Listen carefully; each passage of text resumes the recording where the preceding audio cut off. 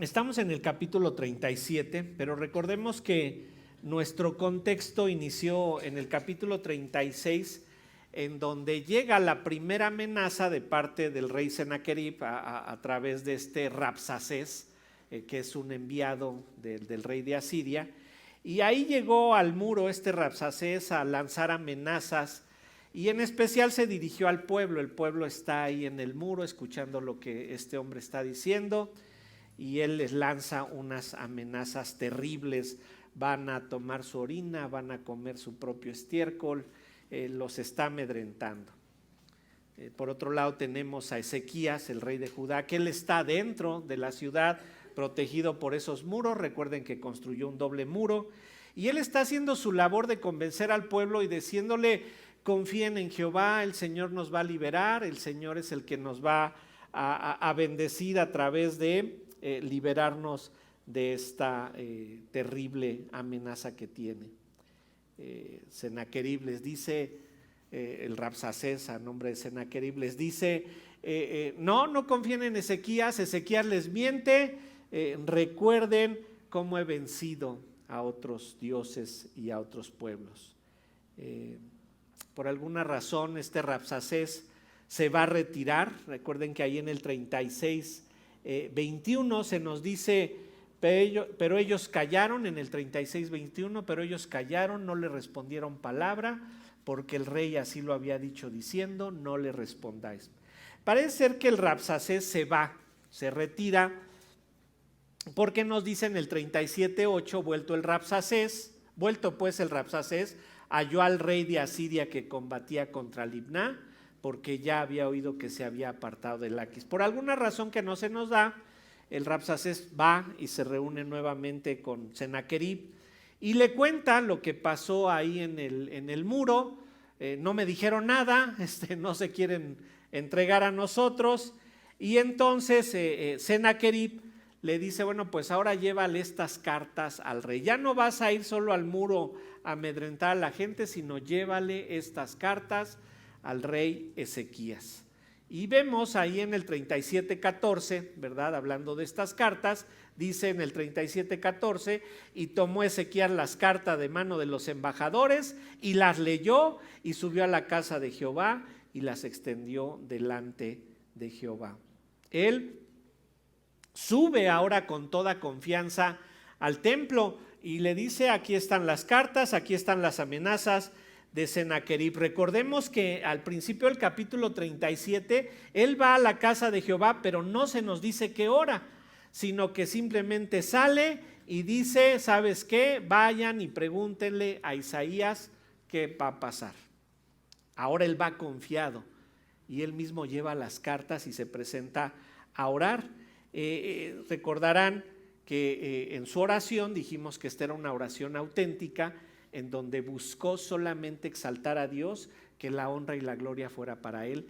No puso su necesidad como prioridad, sino puso como necesidad que Dios no fuera blasfemado. A pesar de estas dos diferencias, una en la que él no se acerca directamente a orar a Dios, y esta en la que sí se acerca directamente a orar a Dios, las dos respuestas se las va a dar Isaías. Isaías va a hablar a nombre de Dios y le va a entregar una respuesta a este rey Ezequías, que ahora está más confiado en acercarse a Dios. Isaías es el profeta que habla en el nombre de Dios. Esa es una de sus funciones. Habla en el nombre de Dios, pero no por voluntad propia, sino porque Dios lo está enviando. Recuerden que los profetas no se paraban como hoy tengo ganas de profetizar algo y voy a profetizar, sino que Dios les decía: ve y profetiza esto. El profeta Isaías no está forzando a Dios para que le dé alguna respuesta, sino que él está bajo ese control divino, y Dios es quien lo está dirigiendo o lo está motivando, lo está impulsando a que vaya a dar la respuesta. El profeta debe de transmitir exactamente lo que recibe. El profeta no tenía que inventar o decidir qué le tenía que decir a Ezequías, sino que va y le dice exactamente lo que Dios le dijo. Vamos a ver entonces la respuesta a esta oración auténtica, esa oración que hizo Ezequías y que la estudiamos del versículo 14 al 20, en esa oración en donde él le dio el énfasis a exaltar a Dios, a glorificar a Dios, a poner a Dios siempre como prioridad antes que su necesidad. Y ahora viene esa respuesta. La respuesta es a Ezequías, pero dentro de esta respuesta vamos a ver una respuesta que va dirigida a Sennacherib. Sennacherib no ha orado, Sennacherib es un rey pagano, él no ha buscado la dirección de Dios, pero dentro de la respuesta a Ezequías vamos a ver una respuesta que Dios le está dando a ese Sennacherib. Sennacherib también va a recibir una respuesta. La respuesta, insisto, es Ezequías, pero en ella el Señor le entrega un juicio a Sennacherib. Por tanto, pues Sennacherib recibe una respuesta aunque él no la pidió. Ezequías conocerá el futuro de Sennacherib y al mismo tiempo va a conocer el futuro de Israel en esa respuesta que Dios le está dando. Entonces vamos a ver la respuesta en dos partes y después de las dos partes de la respuesta vamos a ver una conclusión final. Dos partes de la respuesta y una conclusión final. Yo pensé que iba a dar todo en un solo mensaje, pero en la mañana solo di la primera parte de la respuesta. Entonces, aunque el sermón incluye dos partes de la respuesta y una conclusión final, hoy solo vamos a ver una parte de la respuesta, ¿sale? Bueno, vamos a leer todos los versículos, Isaías 37, versículo 21, y vamos a leer hasta el 38. Ahí recuerden, hay dos partes de la respuesta y una conclusión, solo vamos a ver la primera parte de la respuesta. Dice ahí Isaías 37, 21. Entonces Isaías, hijo de Amós, envió a decir a Ezequías: así ha dicho Jehová, Dios de Israel, acerca de lo que me rogaste sobre el rey de Asiria. Estas son las palabras que habló contra él. La Virgen, hija de Sión, te menosprecia, te escarnece. Detrás de ti mueve su cabeza la hija de Jerusalén. ¿A quién vituperaste? ¿Y a quién blasfemaste? ¿Contra quién has alzado tu voz y levantado tus ojos en alto? Contra el Santo de Israel. Por mano de tus siervos has vituperado al Señor y dijiste: con la multitud de mis carros subiré a las alturas de los montes, a las laderas del Líbano, cortaré sus altos cedros, sus cipreses escogidos, llegaré hasta las más elevadas cumbres, al bosque de sus feraces campos. Yo cavé y bebí las aguas, y con las pisadas de mis pies secaré todos los ríos de Egipto. ¿No has oído decir que desde tiempos antiguos yo lo hice? ¿Que desde los días de la antigüedad lo tengo ideado? Y ahora lo he hecho venir, y tú serás para reducir las ciudades fortificadas a montones de escombros. Sus moradores fueron de corto poder, fueron acobardados y confundidos, fueron como hierba del campo y hortaliza verde, como heno de los terrados que antes de sazón se seca. He conocido tu condición, tu salida y tu entrada y tu furor contra mí, porque contra mí te airaste y tu arrogancia ha subido a mis oídos. Pondré pues mi garfio en tu nariz y mi freno en sus labios, y te haré volver por el camino por donde viniste. Y esto te será por señal: comeréis este año lo que nace de suyo, y el año segundo lo que nace de suyo, y el año tercero sembraréis y segaréis y plantaréis viñas y comeréis su fruto. Y lo que hubiere quedado de la casa de Judá y lo que hubiese escapado volverá a echar raíz abajo y dará fruto arriba, porque de Jerusalén saldrá un remanente y del monte Sión los que se salven. El celo de Jehová de los ejércitos hará esto. Por tanto, así dice Jehová acerca del rey de Asiria: no entrará en esta ciudad, ni arrojará saeta en ella, no vendrá delante de ella con escudo, ni levantará contra ella baluarte. Por el camino que vino volverá, y no entrará en esta ciudad, dice Jehová. Porque yo ampararé a esta ciudad para salvarla por amor de mí mismo, y por amor de David mi siervo.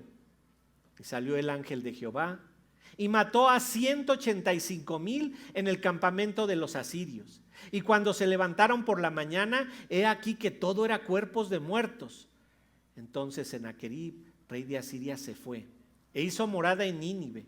Y aconteció que mientras adoraba en el templo de Nisroch su dios, sus hijos Adramelech y Sarecer le mataron a espada y huyeron a la tierra de Ararat.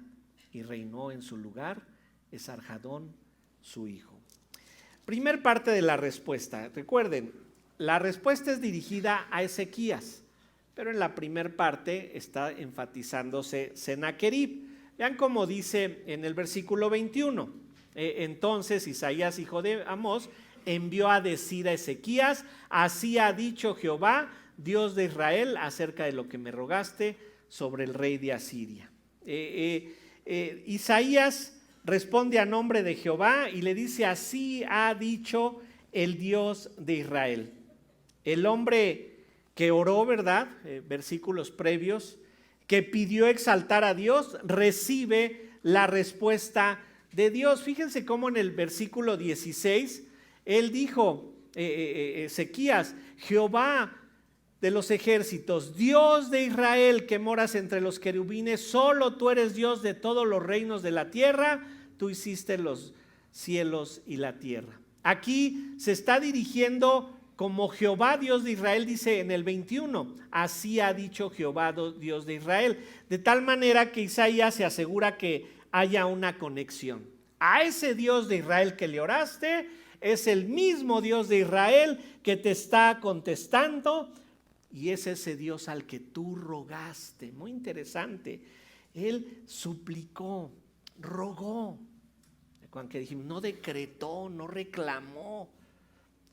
Le dijo: Señor, inclina tu oído, inclínalo. Él le suplicó al Señor, y esto nos habla de la importancia de un ruego como el que hizo Ezequías, un ruego porque Dios se ha glorificado, porque Dios no se ha blasfemado.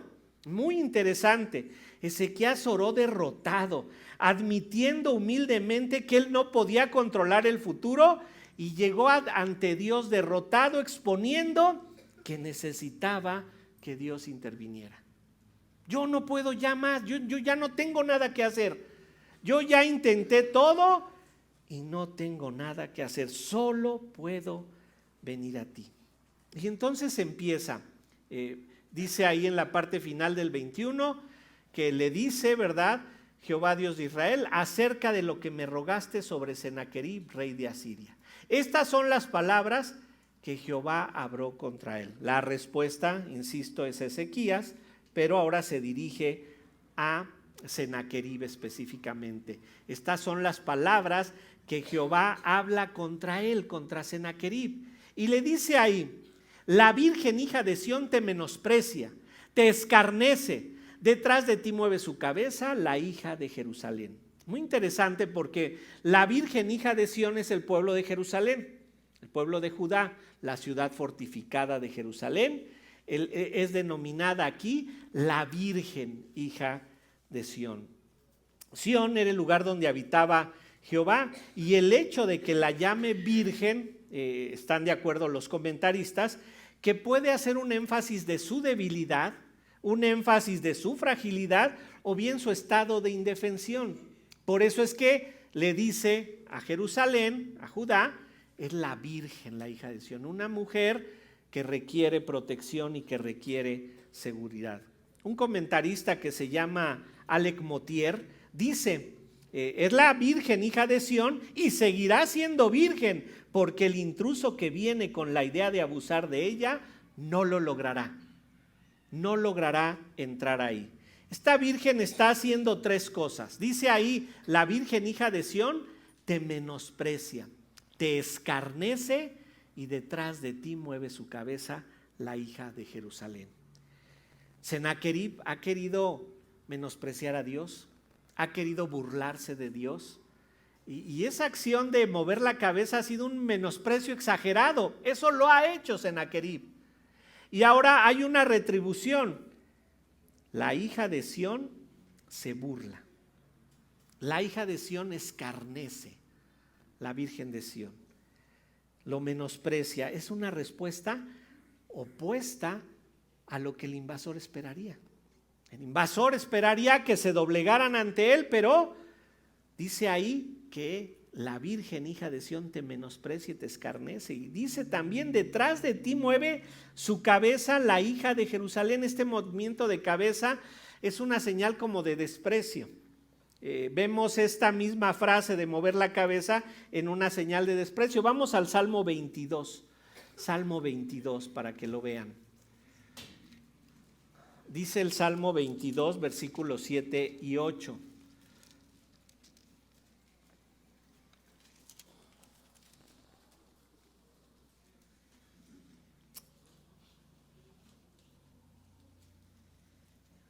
Sí.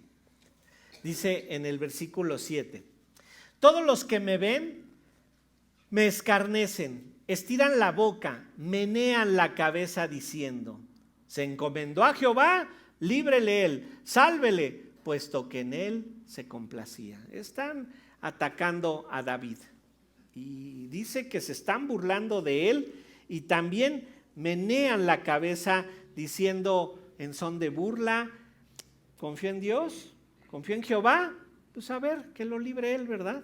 Y entonces este mover de cabeza habla de que la Virgen, hija de Sión, Jerusalén, es el que está ahora despreciando a Sennacherib, como diciéndole: no tienes nada. Pero recuerden, son las palabras que Jehová le está diciendo a Sennacherib.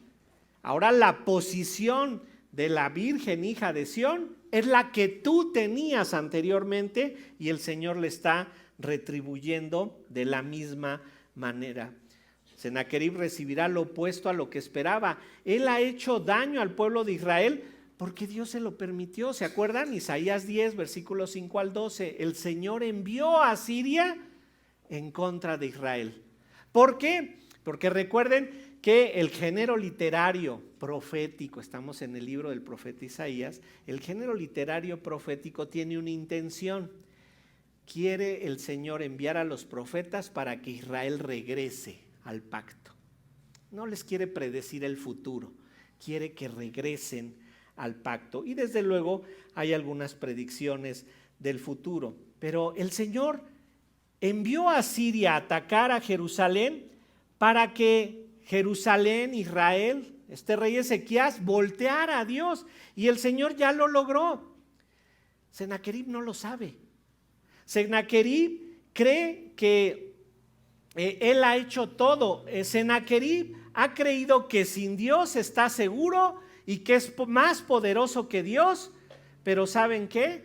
Entre más creció en su ignorancia, más se alejó de Dios y más decidió atacar a Dios. Sennacherib hacía sus planes sin considerar a Dios. Era un rey pagano, no podía venir a la Biblia. Él tenía que hacer todas sus decisiones basado en su experiencia. Mira, yo hago esto, yo hago aquello, ¿se acuerdan? Yo voy y venzo a las naciones, yo voy y avanzo, y sus dioses no me hacen nada.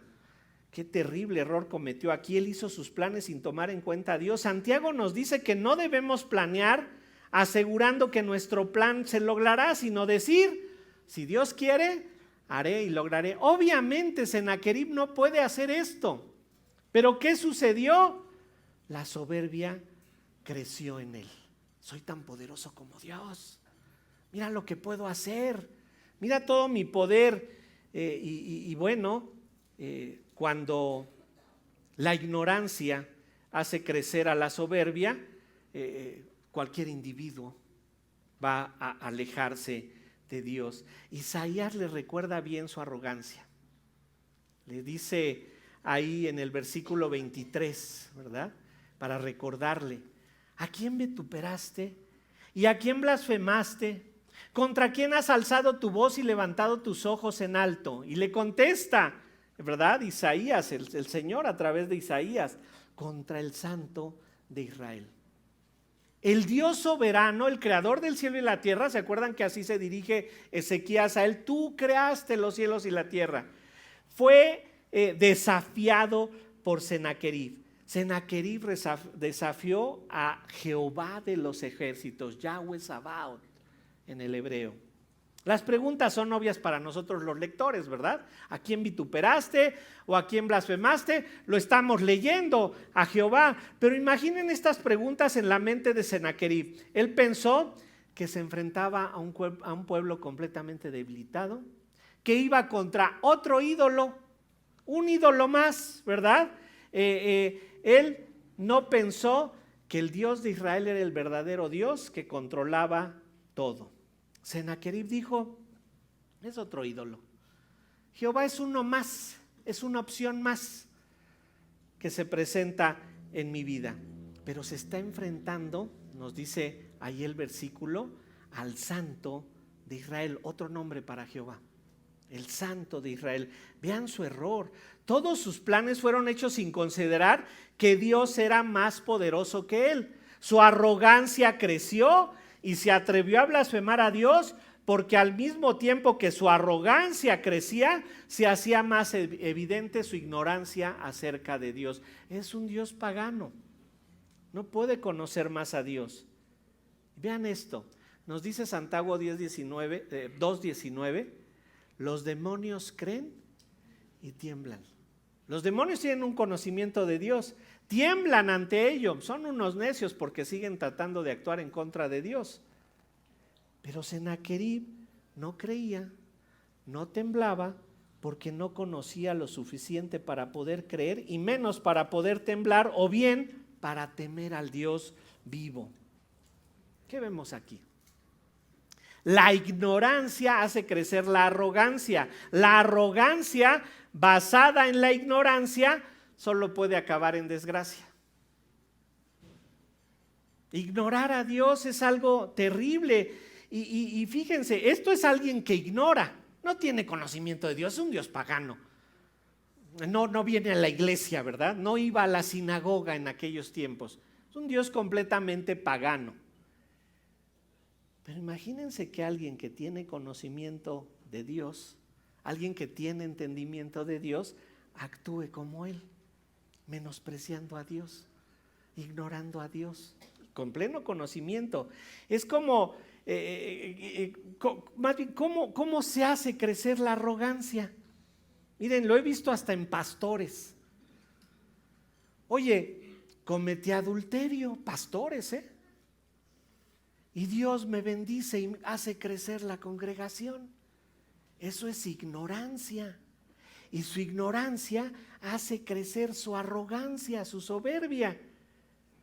Y esto puede ser cualquier creyente, que por torcer la escritura y por creer que puede portarse mal y no pasa nada, sigue haciendo lo que quiere y su arrogancia crece. Mira, Dios me sigue bendiciendo a pesar de que me porto de esta manera o de aquella. El Señor le dice, ¿a quién vituperaste? ¿A quién blasfemaste? ¿Contra quién has alzado la voz y levantado tus ojos en alto? Contra el Santo de Israel. Y le va a recordar toda su arrogancia. Versículo 24. Por la mano de tus siervos has vituperado al Señor y dijiste, con la multitud de mis carros subiré a las alturas de los montes, a las laderas del Líbano, cortaré sus altos cedros, sus cipreses escogidos, llegaré hasta sus más elevadas cumbres, al bosque de sus feraces campos. Yo cavé y bebí las aguas, y con las pisadas de mis pies secaré todos los ríos de Egipto. Fíjense la arrogancia de este hombre. Él dice, dice ahí, por la mano de tus siervos has vituperado al Señor y dijiste, o sea, le está diciendo a Sennacherib, tú eres responsable, ok, mandaste a tus siervos, pero tú lo dijiste. Y noten lo que dijo, con la multitud de mis carros, o sea, tenía muchos carros. Recuerden que los carros, ¿verdad? En especial en esa época, eran símbolo del poderío militar. Y él dice, con la multitud de mis carros, subiré a las alturas de los montes. Los carros se utilizaban en las planicies.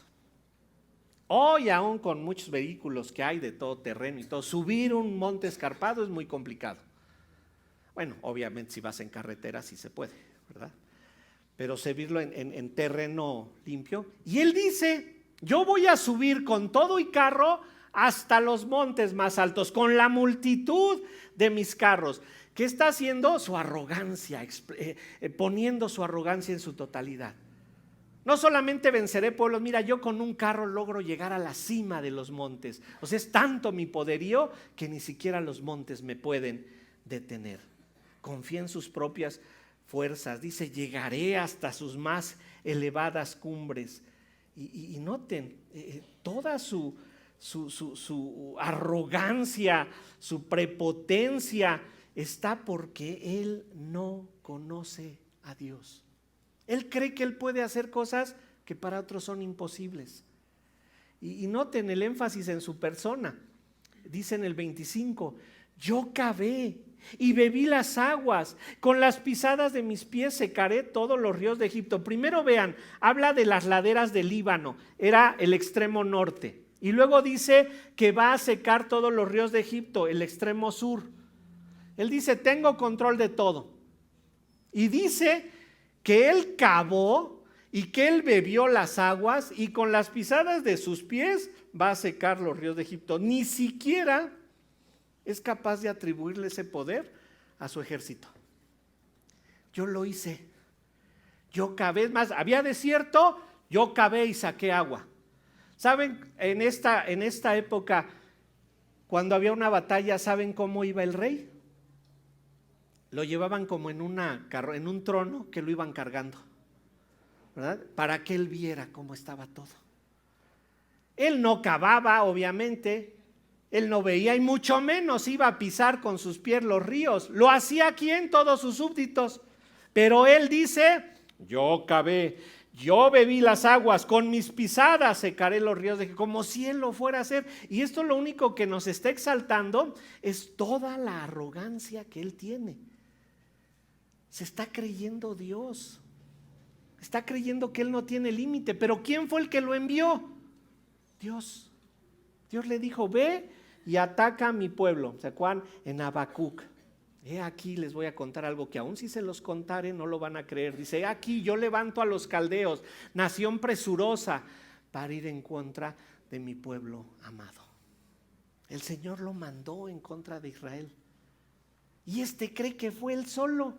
Y su arrogancia fue tanta que hasta él pensó que él era el que lo hacía. No atribuye nada a su ejército, lo atribuye solamente a él.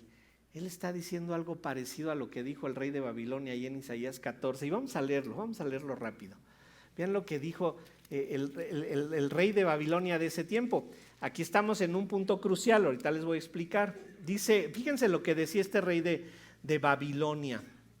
Isaías 14:13. ¿Tú qué decías en tu corazón? A las estrellas de Dios levantaré mi trono y en el monte del testimonio me sentaré, a los lados del norte, sobre las alturas de las nubes subiré y seré semejante al Altísimo. Ese era el rey de Babilonia. Pero este rey asirio tenía la misma idea y dice, yo abarco desde el Líbano hasta Egipto, todos los pueblos los he vencido en este territorio. Recuerden que es el mundo conocido y él se siente poderoso para hacer todo eso. Qué arrogante. Y todo por su ignorancia de Dios. Todo por no conocer al Dios vivo y verdadero, por no conocer al creador del cielo y de la tierra. Él no tenía por qué conocer Números 15:30, es un rey pagano. Pero vean lo que decía Números 15:30. Números capítulo 15, versículo 30. Dice lo siguiente: mas la persona que hiciere algo con soberbia, así el natural como el extranjero, ultraja a Jehová. Esa persona será cortada de en medio de su pueblo, por cuanto tuvo en poco la palabra de Jehová y menospreció su mandamiento. Eternamente será cortada esa persona, su iniquidad caerá sobre ella. Cualquier persona, no importa que sea extranjero. Y noten, la soberbia, la arrogancia tiene un final muy triste. Expulsado de la eternidad. Pero como les decía, esto es por ignorancia. ¿Qué será de alguien que conoce a Dios, decide menospreciar su palabra, no hacerle caso y vivir como quiere? El castigo será terrible. Y noten, las razones por las que Dios juzga a Sennacherib es porque él ha querido sentirse como Dios. Y no hizo algo malo, sino que fue una constante. Dios sigue obrando así. No disciplina a sus hijos porque cometen un pecado. Pero cuando hay una constante y no quieren salir de ese pecado y es más, lo alimentan y siguen, Dios dice, sobre ti va la disciplina, porque tú no quieres dejar tu pecado. Sennacherib no fue y atacó un pueblo y ya, sino que fue por uno, por otro. Creció su arrogancia y llegó al punto de blasfemar a Dios. Él desafió al soberano Dios de la creación. Él lo retó, ¿verdad? Y pues Dios tuvo que actuar. Y vean cómo fue la acción de Dios en contra de él. Versículo 26, ahora habla Dios y le dice: ¿no has oído decir que desde tiempos antiguos yo lo hice? Que desde los días de la antigüedad lo tengo ideado y ahora lo he hecho venir. Y tú serás para reducir las ciudades fortificadas a montones de escombros. Les dice, ¿no has oído?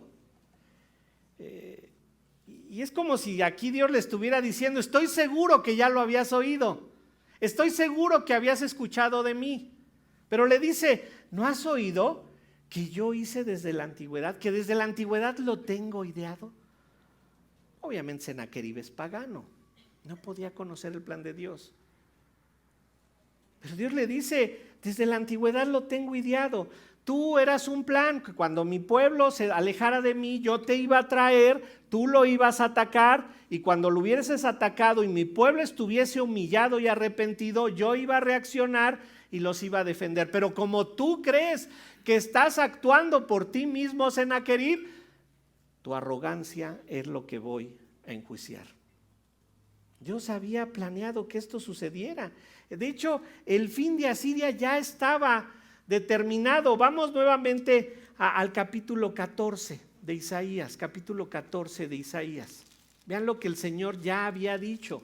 Aquí también le pudo haber dicho esto a Ezequías. Ezequías, ¿no habías oído esto ya? Isaías 14, versículo 24. Dice Isaías 14, versículo 24. Jehová de los ejércitos juró diciendo, ciertamente se hará de la manera que lo he pensado y será confirmado como lo he determinado, que quebrantaré al asirio. En mi tierra y en mis montes lo hollaré, y su yugo será apartado de ellos, y su carga será quitada de su hombro. Este es el consejo que está acordado sobre toda la tierra, y esta la mano extendida sobre todas las naciones, porque Jehová de los ejércitos lo ha determinado, ¿y quién lo impedirá? Y su mano extendida, ¿quién la hará retroceder? Noten, soberanía de Dios en su totalidad. Cuando alguien cree en soberanía parcial de Dios, qué triste es. O sea, Dios medio controla el mundo. El Señor es un soberano absoluto y le está diciendo a Asiria, Asiria, tú solo eres un instrumento en mis manos. El que controla todo, el que lo había ideado desde tiempos antiguos soy yo. El que conduce ese plan a un final perfecto soy yo. Tú no puedes creerte soberano absoluto. El soberano absoluto soy yo, Asiria. Ahora recuerden esto con la soberanía de Dios, porque siempre se pierden ahí. El Señor tiene un plan perfecto, pero no todo detalle es realizado por Dios. Sobre todo, el hombre es responsable por sus actos malvados. El hombre es responsable por sus actos malvados, y ahorita lo van a ver más esto de mejor manera. Esto es impresionante. Por muy duro que te parezca lo que sucede en la tierra, por muy malo, todos los hechos de la historia humana están siendo controlados por Dios. Ay, pero ¿qué hace Dios cuando se está cometiendo una violación? ¿Qué hace Dios cuando hay actos de terrorismo tan maldados? Cuando yo iba en la pecera, ¿dónde estaba Dios? Cuando este marido me trata tan mal, ¿dónde está Dios, verdad? Es bien sencillo, hermanos. Dios está tomando nota. Síguele. síguele, ándale, aquí te llevo tu registro. Así como a Sennacherib. ¿Sigues avanzando, atacando pueblos, destruyendo ídolos? ¿Quieres seguir en tu pecado, blasfemando en contra mío? Síguele, aquí te llevo tu registro. Y noten lo que dice Isaías 45. Vamos a Isaías 45 y vean lo que dice en los versículos 5 al 7. Isaías 45, 5. Yo soy Jehová y ninguno más hay. No hay Dios fuera de mí. Yo te ceñiré aunque tú no me conociste, para que sepa desde el nacimiento del sol y hasta donde se pone que no hay más que yo Jehová y ninguno más que yo, que formo la luz, creo las tinieblas, que hago la paz y creo la adversidad. Yo Jehová soy el que hago todo esto. Esto es soberanía absoluta. Ahora, no creas tú que vas a estar bajo la soberanía absoluta porque digas, ay, Dios me mandó este pecado. Bueno, pues Él es soberano.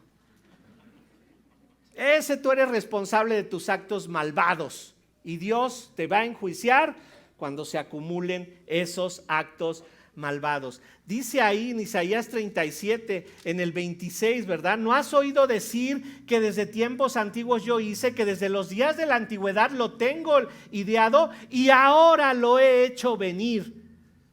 ¿Se dan cuenta? Mi plan se cumple.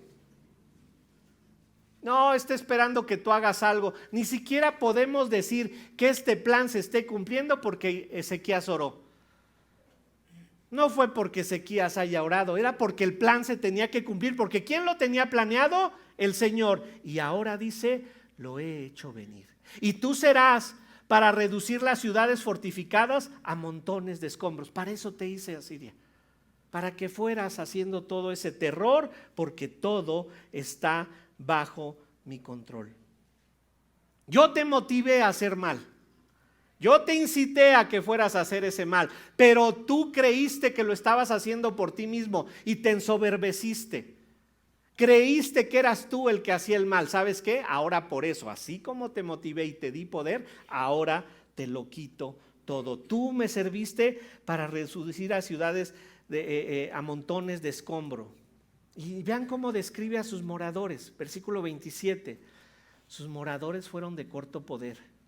Fueron acobardados y confundidos, fueron como hierba del campo y hortaliza verde, como heno de los terrados que antes de sazón se seca. ¿Quién hizo que esos pueblos se debilitaran? Dios. ¿Quién hizo que Israel estuviera débil? Dios. ¿Y quién es quien hace ahora que Israel sea poderoso y va a vencer a Asiria? Dios.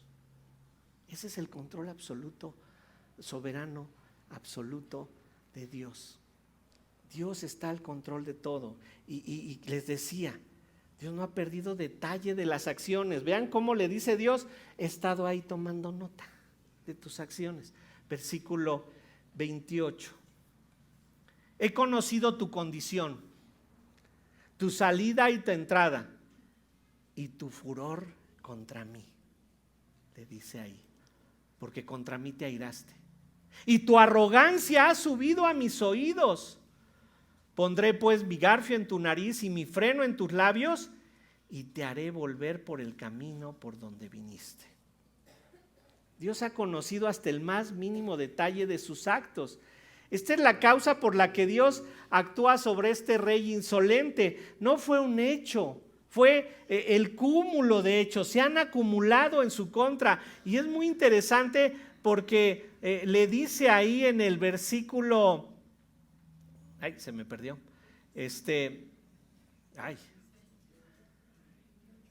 28. Porque contra mí te airaste, 29. Y tu arrogancia ha subido a mis oídos. Imagínense el grado de maldad que llegó al cielo. O sea, dice, ya llegó hasta acá. Ni siquiera tuve que ir a ver. Ya llegó hasta acá y les dice, ¿sabes qué? Te toca ya que yo actúe en tu contra. Has seguido en tu pecado, has seguido en tu ignorancia, te has mantenido haciendo el mal, no has querido cambiar, tengo que actuar. Esto es como lo que dice el Salmo 139. Vamos a leer el Salmo 139. Fíjense el grado de conocimiento que tiene Dios sobre su creación, que tiene Dios sobre sus hijos. Salmo 139, versículo 1. Habla de la omnisciencia de Dios. Salmo 139 dice: al músico principal, Salmo de David: oh Jehová, tú me has examinado y conocido. Tú has conocido mi sentarme y mi levantarme. Has entendido desde lejos mis pensamientos. Has escudriñado mi andar y mi reposo. Todos mis caminos te son conocidos, pues aún no está la palabra en mi lengua, y he aquí, oh Jehová, tú la sabes todo. Detrás y delante me rodeaste, y sobre mí pusiste tu mano. Tal conocimiento es demasiado maravilloso para mí, alto es, no lo puedo comprender. Si seguimos leyendo, nos habla de su omnipresencia y a partir del versículo 13 de su omnipotencia. Esto es lo que hace a Dios soberano. Conoce todo a detalle. Y le está diciendo aquí a Sennacherib, ¿verdad? Le dice: yo he conocido tu condición, tu salida y tu entrada y tu furor contra mí. A Dios no se le puede engañar. Dios no puede ser burlado. Todo lo que el hombre sembrare, eso también segará. Gálatas 6:7. Pero imagínate lo que dice el salmista. Dice: pues aún no está la palabra en mi lengua y ya la conoces. Desde lejos has conocido mis pensamientos. Ni siquiera ha venido a platicar contigo y hacerte un análisis psicológico. Te ha llevado a la introspección. No, desde lejos dice: has conocido mi pensamiento. Dios es omnisciente, omnipotente, todopoderoso. Él sabe todo. Él está en todas partes. ¿En dónde está Dios cuando está cometiéndose el acto más vil, la violación más terrible, la crueldad más grande? Ahí está Dios, porque es omnipresente. ¿Dónde está el Espíritu Santo cuando pecas? No creas que se te sale. Lo llevas a pecar contigo. ¿Y qué está haciendo ahí? Tomando nota de cada detalle. Mira, aquí dijiste una palabrota. Aquí te portaste así. Aquí hiciste esto. Aquí. Y el Señor, así como le dice a Sennacherib: conozco cada detalle de tu vida. Y noten, no solamente Dios sabe todo para poderlo enjuiciar. No solamente Dios sabe todo para poderlo acusar. También Dios sabe en dónde está, no se le puede esconder. El día que Dios decide actuar en contra de Sennacherib para castigarlo, no hay manera de que escape del juicio de Dios. ¿Se acuerdan que nos dice Apocalipsis? Que en el tiempo de la tribulación se van a esconder en las peñas. No hay manera. No hay manera de que peques. Mira, te puedes encerrar así en un cajón negro y pecar ahí adentro. Dios te vio. Dios está perfectamente consciente de esto. Y noten, la soberanía de Dios no convierte al hombre en un robot obediente. Algunos creen que entonces soy un títere de Dios. A mí me encantaría, pero ahí luego le está uno jalando a los hilos, ¿verdad? No quiero para allá, quiero para acá, ¿verdad? Yo sería tranquilo si Dios me dijera: tú eres mi robot, y todo, sería perfecto, pero no es así. Dios nos da ciertas libertades, ¿sí? El hombre tiene ciertas libertades, pero noten, esas libertades o se ejecutan en una esclavitud inconsciente, o se ejecutan esas libertades en una esclavitud consciente. Antes de que fueras salvo, eras esclavo del pecado y no lo sabías, eras inconsciente, ejecutabas tus libertades en esa esclavitud inconsciente. Llega el Señor, te salva, te da de su gracia y te traslada, ¿verdad?, a la salvación. Bueno, ahora tienes que vivir una esclavitud consciente, eres esclavo del Señor. Ya no eres esclavo del pecado, ahora eres esclavo del Señor. Pero debes de ser consciente. Y miren, Padre nuestro que estás en la tierra, el Padre nuestro nos dice, hágase tu voluntad aquí en la tierra como en el cielo. Hace una comparación, que se haga aquí en la tierra como se hace allá en el cielo. ¿Cómo se hace en el cielo? Bueno, si ven la descripción de Apocalipsis, todo mundo está en su lugar haciendo lo que debe de hacer. Los ángeles diciendo, santo, santo, santo, Señor. Cuando lleguemos ahí van a decir, hijo, qué bueno que llegaron, llevábamos la eternidad pasada y esta, santos, ya ustedes nos van a ayudar, ¿verdad? Los ancianos están en sus lugares, los seres vivientes en sus lugares, todo mundo haciendo lo que debe de hacer en el cielo y nadie se queja. Pero aquí en la tierra,